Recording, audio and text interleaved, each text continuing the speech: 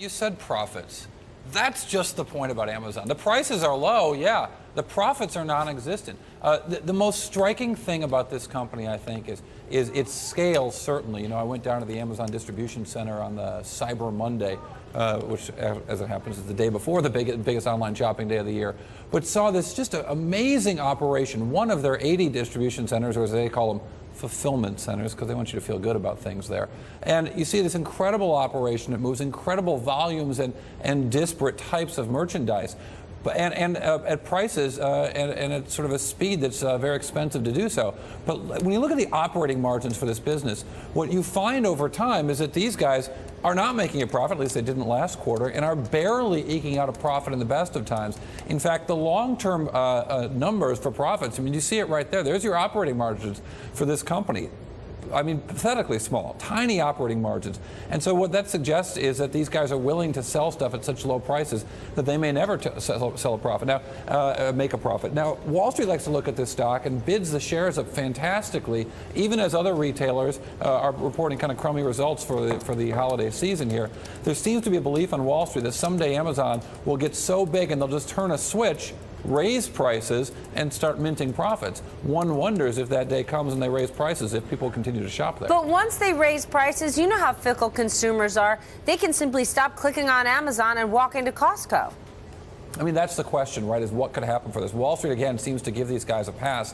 I'm glad I'm not an investor and don't have to figure this one out. You know, but when you see what they've done, again, at their distribution centers, you see what they've done with their website, the technology behind just keeping that website up, offering their stuff, and what that's cost them. So this is another really important number, I think, for this company. They have made tremendous investments. And the 2012 number, I should say, as a caveat, that's the last 12 months of spending. So it's the fourth quarter of 2011 and 3 quarters of 2012. But those are big numbers. There are $2.3 billion.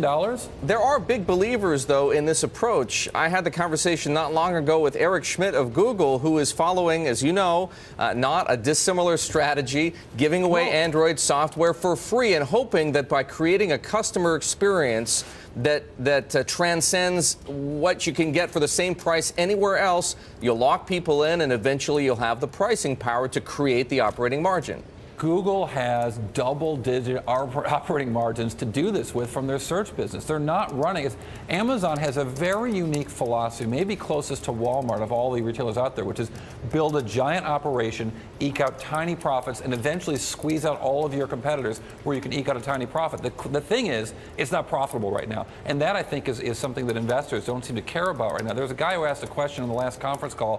One of the analysts says, look, how many quarters of $500 million plus capital expenditures are we going to see until we see a return on this investment? Because the investments are going up and the profits are going down, and that's a bad combination. But what does it mean for all these other companies that people simply aren't shopping at anymore because they're Amazon addicts?